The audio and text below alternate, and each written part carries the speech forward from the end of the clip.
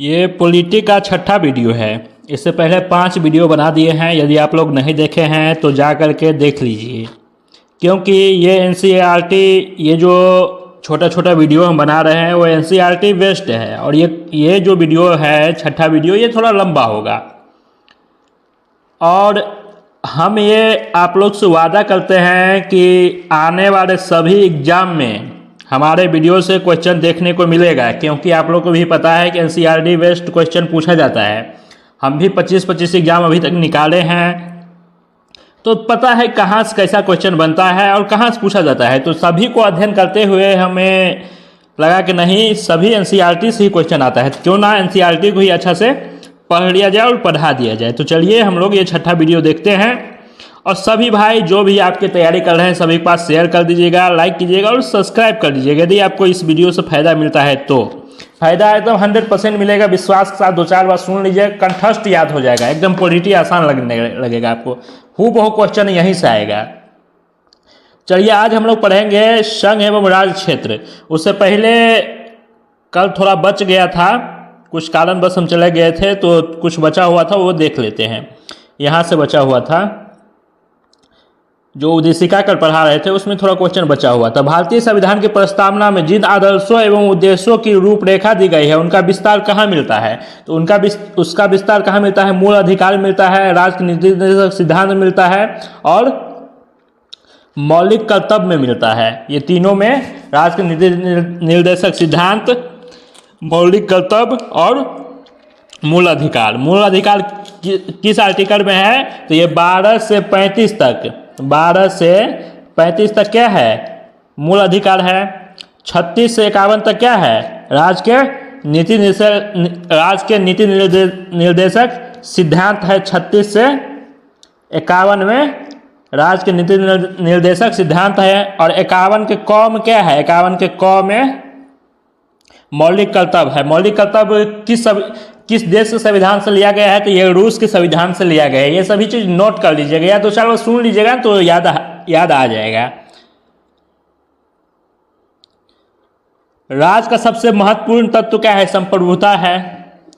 समाजवादी, अखंडता, पंथ निरपेक्ष शब्द संविधान में कब जोड़ा गया था? तो ये 42वां संविधान संशोधन 1976 में जोड़ा गया था। समाजवादी, अखंडता, पंथ निरपेक्ष या धर्म निरपेक्ष कब जोड़ा गया था? तो यह 42वां संविधान संशोधन 1976 में। इस तीनों प्रस्तावना में ओनली 1 बार संशोधन हुआ है। कब? 42वां संविधान संशोधन 1976 में फर्स्ट बार संशोधन हुआ है। या क्वेश्चन ऐसे बनाएगा कि 42वां संविधान संशोधन कब हुआ? तो 1976 में। समाजवादी, अखंडता एवं पंथ निरपेक्ष शब्द को कब जोड़ा गया संविधान की प्रस्तावना में? तो 42वां संविधान संशोधन 1976। आंसर सेम ही होगा। बस आपको एक बार बस वीडियो अच्छा देख लीजिएगा कि याद हो जाएगा। उद्देशिका को राजनीतिक जनपत्री किसने कहा था? तो उद्देशिका यानी प्रस्तावना को राजनीतिक जनपत्री किसने कहा था? तो ये के.एम. मुंशी कहे थे। प्रस्तावना को राजनीतिक जनपत्री कौन कहे थे? के.एम. मुंशी कहे थे। प्रस्तावना संविधान का अंग नहीं है। प्रस्तावना जो है संविधान का अंग नहीं है। उच्चतम न्यायालय ने यह मत किस बाद में दिया था? यह दिया था बेरुबारी संघ 1960 में, कि प्रस्तावना जो है उच्चतम न्यायालय, प्रस्तावना संविधान का अंग नहीं है। ये बेरुबारी केस एक हुआ था 1960 में, उसमें बोला गया था, लेकिन इसको नहीं माना गया। संविधान निर्माण में महत्वपूर्ण भूमिका निभाने वाले संविधान सभा के सदस्य अल्लादी कृष्णा स्वामी अय्यर के अनुसार संविधान की प्रस्तावना हमारे दीर्घकालिक सपनों का विचार है। अल्लादी कृष्ण स्वामी अय्यर के अनुसार क्या है? संविधान की प्रस्तावना हमारे दीर्घकालीन सपनों का विचार है। कौन कहे थे? अल्लादी कृष्णा स्वामी अय्यर। ठीक है।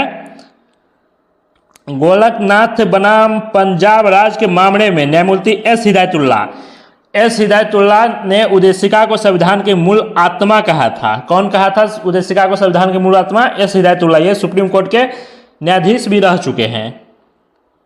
चलिए अब हम लोग पढ़ लेते हैं संघ एवं राज्य क्षेत्र के बारे में। इसमें क्या क्या है? देखिए अनुच्छेद 1 के 3 में दिया है कि भारत राज्य के क्षेत्र में निम्न शामिल हो सकता है। कैसे शामिल होगा? राज्यों के क्षेत्र में संघ राज्य क्षेत्र, एवं अन्य राज्य क्षेत्र या अर्जित किए जाए, ये दिया हुआ है। उसके बाद है भारतीय संघ के अंतर्गत किसी राज्य को सम्मिलित करने का अधिकार किसको है? भारतीय संघ के अनुसार यानी केंद्र के अनुसार किसी भी राज्य को हम यदि सम्मिलित करते हैं तो उसका अधिकार किसे प्राप्त है? ये संसद को प्राप्त है कि किसको सम्मिलित करना है या नहीं करना है। तो सांसद में क्या क्या आता है? तो सांसद में आता है राज्यसभा, लोकसभा और राष्ट्रपति। ये तीनों को अधिकार है कि किसी भी क्षेत्र को, राज्यसभा लोकसभा में पहले क्या होता है? बहस होता है, उस पर चर्चा होता है कि इस चीज़ को मिलाया जाए। उसके बाद राष्ट्रपति से सिग्नेचर लास्ट में करवाया जाता है। जब राष्ट्रपति साहब सिग्नेचर कर देते हैं तब वो राज्य क्या होता है? हमारे देश में मिल जाता है। जैसे कि सिक्किम मिला था, जम्मू कश्मीर मिला है, ये सभी क्षेत्र को भारत में मिलाया गया है। तो ये पावर किसके पास है? तो संसद के पास है। संविधान के प्रथम अनुच्छेद के अनुसार भारत होगा। संविधान के जो फर्स्ट अनुच्छेद है उसमें क्या दिया गया है? भारत राज्यों का क्या है? संघ है। भारत राज्यों का एक संघ है। भारत क्या है? राज्यों का एक संघ है। हमारे देश में बहुत सारे राज्य हैं, उसको सभी को मिलाकर एक संघ यानी केंद्र बनाया गया है। ये प्रथम अनुच्छेद, फर्स्ट अनुच्छेद में दिया गया है कि भारत राज्यों का संघ है। ठीक, आगे भारत में कितने राज्य एवं संघीय प्रदेश है? तो भारत में वर्तमान में 28 राज्य एवं 8 केंद्र शासित प्रदेश है, जिसमें राष्ट्रीय राजधानी दिल्ली क्षेत्र भी क्या है? सम्मिलित है। भारत में अभी वर्तमान में 28 राज्य और 8 केंद्र शासित प्रदेश है, जिसमें दिल्ली को भी मिलाया गया है।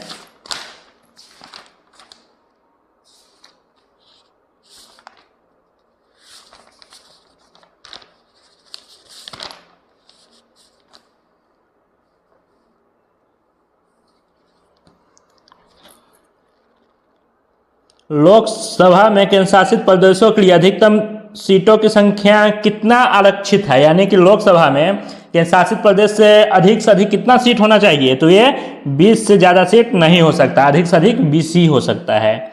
तो चलिए देखते हैं आगे। 2 पृथक केंद्र शासित प्रदेश के रूप में जम्मू कश्मीर का विभाजन कब हुआ? 31 अक्टूबर 2019 को। 2 केंद्र शासित, पहले जम्मू कश्मीर क्या था? एक स्टेट था, उसको विभाजित करके 31 अक्टूबर 2019 को 2 केंद्र शासित प्रदेश बना दिया गया। पहला कौन सा है? तो लद्दाख, और दूसरा जम्मू एंड कश्मीर। तो लद्दाख का राजधानी कहाँ है? तो लेह है। और जम्मू कश्मीर की राजधानी कहाँ है? तो जम्मू है। याद रखिएगा, ये पूछ देता है कब विभाजन हुआ था? तो 31 अक्टूबर 2019 में ही विभाजन करके एक राज्य को 2 केंद्र शासित प्रदेश बना दिया। केंद्र शासित प्रदेश बनाने का पीछे कारण क्या था केंद्र सरकार का? तो राज्य के ऊपर उस राज्य का जो भी, उस स्टेट का जो भी मुख्यमंत्री होते हैं उनका पावर होता है। लेकिन केंद्र शासित प्रदेश में किसका पावर होता है? केंद्र का पावर होता है, यानी कि प्रधानमंत्री का और राष्ट्रपति का पावर होता है। वहां भी कोई भी चीज लागू होना है या कोई भी चीज करना है तो उसमें केंद्र का ही हाथ होगा। जो भी प्रधानमंत्री होंगे वो उस पर विचार करेंगे, संसद विचार करेंगे, तभी उस चीज को बदला जाएगा। लेकिन जब जम्मू कश्मीर एक स्टेट था तो वहां का लोकल गवर्नमेंट जो चाहता था वो करता था, लेकिन अब वो कर पाएगा? नहीं कर पाएगा, क्योंकि केंद्र के हाथ में। जैसे दिल्ली में देखिए, दिल्ली पुलिस है, तो दिल्ली पुलिस किसका है? दिल्ली पुलिस केंद्र सरकार का है।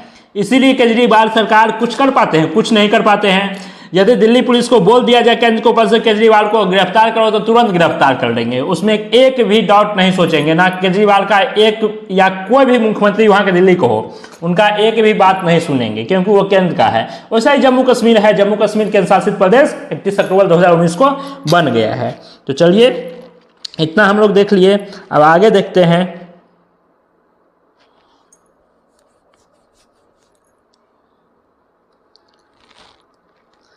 देखिए, संघ एवं इसके राज्य क्षेत्र से संबंधित अनुच्छेद है। अनुच्छेद 1 में दिया गया है संघ के क्षेत्र के नाम, 2 में दिया गया है नए राज्यों के प्रवेश अथवा स्थापना का संसद का अधिकार है। यानी कि नया राज्य के प्रवेश करवाएगा या स्थापना करेगा, उसका अधिकार किसको दिया गया है? संसद को। ये किस आर्टिकल में है? तो 2 में है। तीसरा आर्टिकल क्या कहता है कि नए राज्यों की स्थापना तथा वर्तमान राज्यों के क्षेत्र सीमा के नामों में परिवर्तन, यानी कि 2 और 3 अनुच्छेद को समझिए। 2 में कहा गया है कि नए राज्यों का प्रवेश, यानी कि किसी भी क्षेत्र को हम अपना देश में मिला लेंगे, जैसे जम्मू कश्मीर को अपना देश में मिलाए थे, वो किस आर्टिकल में आ जाएगा? सॉरी, जम्मू कश्मीर नहीं कह रहे हैं, सिक्किम को मिलाए थे 36वां संविधान संशोधन 36वां संविधान 35वां किए थे और 36वां संविधान संशोधन करके उसको हम लोग अपना देश में मिला लिए थे। वो आर्टिकल किसके तहत? 2 के तहत। और 3 क्या कहता है? जैसे कि कोई भी क्षेत्र है, मेरा जम्मू कश्मीर है, एशिया सियाचिन है, उसके क्षेत्र को नाम बदलेंगे व उस क्षेत्र को अपने देश में माने नाम बदल के मिलाएंगे या उसको राज्य बनाएंगे, ये किस में आ जाएगा? नए राज्यों की स्थापना या वर्तमान राज्यों के क्षेत्रफल सीमा अथवा नामों में परिवर्तन, ये सब। जैसे मानिए कि बिहार का नाम है कुछ और रखना चाहते हैं, बंगाल का नाम कुछ और रखना चाहते हैं, ये किस आर्टिकल में? ये 3 आर्टिकल नंबर 3 में है। इसमें बहुत कंफ्यूज होता है, इसलिए ध्यान रखिएगा। आर्टिकल 4 क्या है? आर्टिकल 4 कहता है कि अनुच्छेद 2 एवं 3 के अंतर्गत बनाए गए कानून जिनके द्वारा पहली तथा चौथी अनुसूची एवं पूरक अनुसांगिक एवं अनुवर्ती मामले में संशोधन किया जा सकता है। इसका कहने का मतलब है कि ऊपर जो 2 और 3 अनुच्छेद है, इसके अनुवर्ती यानी कि इसका क्या है? उल्टा अनुच्छेद 4 में वो दोनों के बारे में बताया गया है कि पूर्ण जब हम लोग आगे पढ़ेंगे तब उसका संपूर्ण जानकारी लेंगे। तो चलिए, बस आप लोग खाली सुनते जाइए, नहीं सुनते जाइएगा, एकदम 100% याद होते जाएगा, 100% याद हो जाएगा। देखिए, नए राज्य के गठन की शक्ति किसे प्राप्त है? तो ये संसद को प्राप्त है। कोई भी नया राज्य बनाना है, ये किसको प्राप्त है? इस संसद को प्राप्त है। राज्य का पुनर्गठन से संबंधित कौन सा आयोग बना था? तो ये फजल अली आयोग 1953 में बनाया गया था। राज्यों का पुनर्गठन से संबंधित आयोग बना था, उसका क्या नाम था? फजल अली आयोग 1953। याद रखिएगा, ईस्वी 1953। कौन सा आयोग? फजल अली आयोग। ये भी पूछेगा कि फजल अली आयोग कब बनाया गया था? तो 1953 में। फजल अली आयोग किससे संबंधित है? तो राज्यों के पुनर्गठन से संबंधित है। एकदम पूछेगा, हूबहू क्वेश्चन पूछ लेगा। भाषाई के आधार पर भारत में सर्वप्रथम किस राज्य का गठन किया गया था? तो ये आंध्र प्रदेश का गठन किया गया था।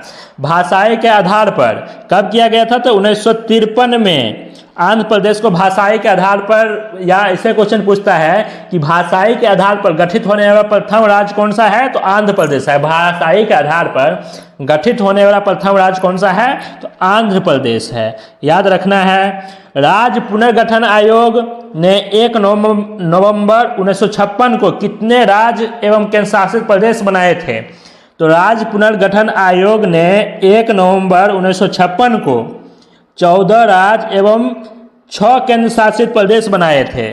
कितना राज्य? 14 राज्य एवं 6 केंद्र शासित प्रदेश बनाए थे 1956 में। सिक्किम भारत का एक राज्य किस वर्ष बना था? सिक्किम को 36वां संविधान संशोधन 1975 के द्वारा सिक्किम को क्या किया गया था? भारत का अंग बना दिया गया था। भारत को एक अलग राज्य के रूप में बना दिया गया था। किसको? सिक्किम को। कौन सा संविधान संशोधन? 36वां संविधान संशोधन 1975 में भारत को एक और राज्य के रूप में कौन प्राप्त हुआ? सिक्किम को राज्य कब बनाया गया? क्वेश्चन आपको उल्टा पुल्टा करके पूछेगा। तो 36वां संविधान संशोधन 1975 में किस अमेंडमेंट के द्वारा? तो 36वां संविधान संशोधन। इस भी पूछेगा सिक्किम को पूर्ण राज्य का दर्जा कब मिला? तो 1975 में मिला। ये याद रखिएगा। भारत में केंद्र शासित प्रदेशों का प्रशासन किसके द्वारा किया जाता है? तो अभी बताए हैं कि केंद्र शासित प्रदेश है, उस पर पूरा अधिकार किसका रहता है? राष्ट्रपति का रहता है। पूरा अधिकार केंद्र का रहता है। अब देखिए, जूनागढ़ रियासत को जनमत संग्रह, जूनागढ़ अलग था, इसको जनमत सभी देखिए 552 रियासत था। कितना रियासत था? 552 रियासत था। सभी रियासत मिल गया था, लेकिन 3 रियासत जो थे वो अपने आप को क्या करते थे? अपने आप में सोचते थे नहीं, हम वहाँ के जो राजा थे अपने आप को बहुत काबिल समझते थे कि नहीं हमको नहीं मिलना है। तो क्या किया गया, जूनागढ़ जो कहाँ है, जूनागढ़ गुजरात में है, उसको जनमत संग्रह करके मिलाया गया। हैदराबाद रियासत को क्या किया था, हैदराबाद को कैसे मिलाया, ये पूछता है कि जूनागढ़ को कैसे मिलाया गया था, जनमत संग्रह करके। हैदराबाद को कैसे मिलाया गया था, तो ये पुलिस कार्रवाई करके, यानी कि पुलिस को ले गया था वहाँ पर सरदार वल्लभ भाई पटेल द्वारा, वहाँ पर डंडा बरसाया। पहले प्यार से बोला गया कि हैदराबाद के जो शासक थे वहाँ के राजा मुस्लिम थे और वहाँ के प्रजा हिंदू थे, तो वहाँ वो नहीं मान रहे थे कि नहीं हम अलग रहेंगे, हम भारत में नहीं मिलेंगे। तो यहाँ से पुलिस भेजा गया कि नहीं हैदराबाद को भी क्या करना है, मिलाना है, जैसे मिले मार के तोड़ के फोड़ के जैसे मिलेगा वैसे भारत में मिला लेना है। तो हैदराबाद को कैसे मिलाया गया था, तो पुलिस कार्रवाई करके, यानी कि पुलिस डंडा बरसाया। जब जानते ही हैं कि पुलिस रोड पे उतर जाए तो किसी का भी नहीं चलता है, सबसे बड़ा गुंडा पुलिस ही होता है। तो वो मारपीट के जैसे हुआ, सभी अपना जितना पुलिसिया पावर होता है सभी लगा करके हैदराबाद को क्या किया गया, भारत में मिला लिया गया। तो क्वेश्चन पूछता है कि हैदराबाद को कैसे मिलाया गया था, तो सैन्य कार्रवाई करके या पुलिस कार्रवाई करके, दोनों में से जो ऑप्शन रहेगा वही हम लगा देंगे। उसके बाद एक बचा जम्मू कश्मीर। जम्मू कश्मीर के राजा हरि सिंह थे और प्रजा वहाँ क्या था, मुस्लिम था। राजा हिंदू और प्रजा मुस्लिम, वो बड़ी टेढ़िया रहे थे कि नहीं हमको नहीं मिलना है, हम तो यहीं रहेंगे। तो पाकिस्तान वाला क्या किया, हमला किया भारत पे, और भारत जम्मू कश्मीर के एरिया पे। तो तुरंत हरि सिंह को लग गया बाप रे बाप, अब हम बचने वाले नहीं है। तब यहाँ से फोर्स भेजा गया और पाकिस्तान के जो सभी था सबको भगाया गया, और फिर क्या किया, जम्मू कश्मीर को भारत में मिला लिया गया। तो जम्मू कश्मीर को कैसे मिलाया, जम्मू कश्मीर रियासत के शासक ने पाकिस्तान के सेना एवं कबीलियों के आक्रमण से सुरक्षा सुनिश्चित करने हेतु भारत के साथ विलय पत्र पर हस्ताक्षर करके जम्मू कश्मीर को भारत में सम्मिलित कर दिया। हरि सिंह क्या किए कि विलय पत्र, यानी कि पत्र के द्वारा पत्र पर लिख दिए कि नहीं अब हम क्या है, भारत के अंग हैं, अब हम अकेले रहना नहीं चाहते हैं। तुरंत औकात पे आ गए। ये सरदार वल्लभ भाई पटेल तो यही बोल रहे थे कि आप भारत में मिल जाइए, नहीं तो आपको खतरा है, लेकिन इनको नहीं सुनाई दिया था।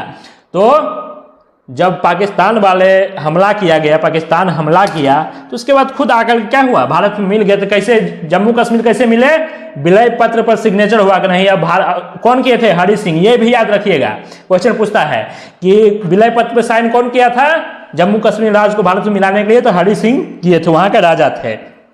तो जूनागढ़ को जनमत संग्रह के द्वारा, हैदराबाद को पुलिस का डंडा मार करके हैदराबाद को कैसे मिलाया, पुलिस को उतार कर पीट पाट के हैदराबाद को मिला लिए।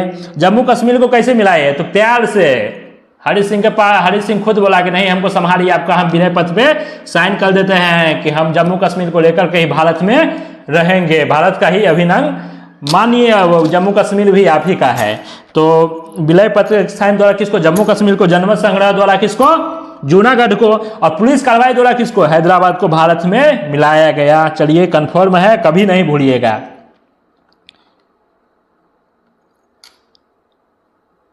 उसके बाद देखिए पहले विशेष राज्य का दर्जा, असम को 1969 वर्ष में विशेष राज्य का दर्जा मिला, हिमाचल प्रदेश को 1971 में, मेघालय को 1972 में। उसे पूछता नहीं है, पूछेगा आपको बता देते हैं कौन सा पूछेगा, सिक्किम की पूछ सकता है कि सिक्किम भारत में कब मिला था, 1975 से 1976 में, यानी कि 1975 36वां संविधान संशोधन करके 1975 में मिलाया गया था। कुछ काम बचा हुआ था जो 1976 तक चले गया था।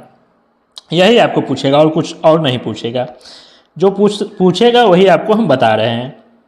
देखिए ये कुछ परिषद है जिसका मुख्यालय है, ये भी एग्जाम में पूछ लेता है लेकिन बहुत कम पूछता है। उत्तरी परिषद का मुख्यालय कहाँ है, तो नई दिल्ली। ये सब एनटीपीसी वगैरह में पूछ लेता है, क्योंकि जब एग्जाम बार बार अधिक डेट में होता है तो कोई भी फालतू क्वेश्चन डाल देता है। उत्तरी परिषद का मुख्यालय कहाँ है, नई दिल्ली है। केंद्रीय का कहाँ है, प्रयागराज इलाहाबाद है। मैप से आपको पढ़ा देंगे, याद आ जाएगा। पूर्वी कोलकाता, यानी कि पूर्व में क्या है, कोलकाता। पूर्व में पश्चिम बंगाल है तो पूर्वी का मुख्यालय कोलकाता हो गया। केंद्रीय यानी कि बीच में कौन सा है, यूपी है, तो केंद्रीय का मुख्यालय कहाँ है, तो प्रयागराज, यानी कि इलाहाबाद पहले नाम था, अभी प्रयागराज नाम है, तो यूपी हो गया। पूर्वी कहाँ चल जाएगा, पूर्वी कोलकाता चल जाएगा। पश्चिमी, पश्चिमी देखिए कि गुजरात महाराष्ट्र है, तो पश्चिमी का मुख्यालय कहाँ है, मुंबई। ये दिशा याद रहेगा ना तो आ जाएगा। दक्षिणी का कहाँ है, दक्षिण में कौन सा है, तमिलनाडु, केरल, कर्नाटक, ये सभी तो चेन्नई हो जाएगा। तो याद हो गया, हमको लग रहा है कि नहीं भूलेंगे आप। उत्तरी, उत्तर से चल जाएगा जम्मू कश्मीर तरफ, बीच में उत्तर में क्या है, पर जम्मू कश्मीर तो मिलाए है ना। उत्तर में क्या है, दिल्ली है, दिल्ली उत्तरी का मुख्यालय दिल्ली, केंद्रीय का मुख्यालय इलाहाबाद, प्रयागराज, पूर्वी का मुख्यालय कोलकाता, पश्चिमी का मुख्यालय मुंबई, दक्षिणी का मुख्यालय चेन्नई। ये सभी क्या है, मुख्यालय है, परिषद, क्षेत्रीय परिषद का मुख्यालय है। एग्जाम में कभी कभी पूछ लेता है। तो उत्तरी क्षेत्रीय परिषद के अंतर्गत कौन कौन सा स्टेट है, जम्मू कश्मीर, लद्दाख, हिमाचल प्रदेश, हरियाणा, पंजाब, राजस्थान, दिल्ली, चंडीगढ़, ये सब उत्तरी के अंतर्गत आ जाएगा। केंद्रीय में उत्तर प्रदेश, उत्तराखंड, मध्य प्रदेश, छत्तीसगढ़। पूर्वी में कौन आएगा, बिहार, झारखंड, पश्चिम बंगाल, उड़ीसा, सिक्किम। पश्चिमी में कौन सा आ जाएगा, गुजरात, महाराष्ट्र, गोवा, दादरा नगर हवेली, दमन एवं दीप आ जाएगा। दक्षिण में कौन आएगा, आंध्र प्रदेश, कर्नाटक, तमिलनाडु, केरल, पुडुचेरी, तेलंगाना, ये सभी दक्षिणी में आ जाएगा। दिसंबर 1953 में फजल अली की अध्यक्षता में एक तीन सदस्यीय राज्य पुनर्गठन आयोग का गठन किया गया। किसकी अध्यक्षता में, फजल अली की अध्यक्षता में, ठीक है। राज्य पुनर्गठन आयोग का स्थापना किया गया कब, 1953 में। अब देखिए आगे देख लेते हैं। देखिए हमारे भारत में 28 राज्य एवं 8 केंद्र शासित प्रदेश कौन कौन सा है, थोड़ा झटका से नजर मार लेते हैं। राजस्थान, मध्य प्रदेश, महाराष्ट्र। राजस्थान की राजधानी जयपुर, मध्य प्रदेश की राजधानी भोपाल, महाराष्ट्र की राजधानी मुंबई, उत्तर प्रदेश की राजधानी लखनऊ, गुजरात की राजधानी गांधीनगर, कर्नाटक के बेंगलोर, आंध्र प्रदेश का राजधानी हैदराबाद, उड़ीसा का भुवनेश्वर, छत्तीसगढ़ के रायपुर, तमिलनाडु का चेन्नई, बिहार का पटना, पश्चिम बंगाल कोलकाता, अरुणाचल प्रदेश के ईटानगर, झारखंड का रांची, असम के दिसपुर, हिमाचल प्रदेश के शिमला, उत्तराखंड के देहरादून, पंजाब के चंडीगढ़, हरियाणा के चंडीगढ़, केरल के तिरुवनंतपुरम, मेघालय के शिलोंग, मणिपुर के इम्फाल, मिजोरम का आइजोल, नागालैंड के कोहिमा, त्रिपुरा का अगरतला, सिक्किम का गंगटोक, गोवा के पणजी, तेलंगाना का हैदराबाद। ये सभी क्या है, राज्य की राजधानी है। अब केंद्र शासित प्रदेश देख लेते हैं, यह पूछ देता है, छोटा छोटा एग्जाम में पूछ देगा, इनमें कौन सा केंद्र शासित प्रदेश है, कौन सा स्टेट है, छोटा छोटा पूछता है। अंडमान निकोबार का राजधानी पोर्ट ब्लेयर, इसी में से पूछता है, इसका राजधानी पूछते थे। चंडीगढ़ का चंडीगढ़ ही है। दादर नगर हवेली के दमन, दादर नगर हवेली और दमन द्वीप का राजधानी दमन है। दिल्ली का न्यू दिल्ली है। लक्षद्वीप के कवारत्ती है। पुडुचेरी की पुडुचेरी है। जम्मू कश्मीर के श्रीनगर या जम्मू है। लद्दाख के लेह है। तो कंफर्म में हो गया, याद हो गया आप लोग का। भारत का सबसे बड़ा जिला कच्छ गुजरात का है 45,625 वर्ग किलोमीटर तथा सबसे छोटा जिला माहे पुडुचेरी में 9 किलोमीटर का है। ध्यान रखिएगा, पूछ देगा कि भारत का सबसे बड़ा जिला कौन सा है, कच्छ है, कहाँ है, गुजरात में है। सबसे छोटा जिला माहे है, कहाँ है, पुडुचेरी में है। हमको पूर्ण विश्वास है कि आप लोग को ये पूरा याद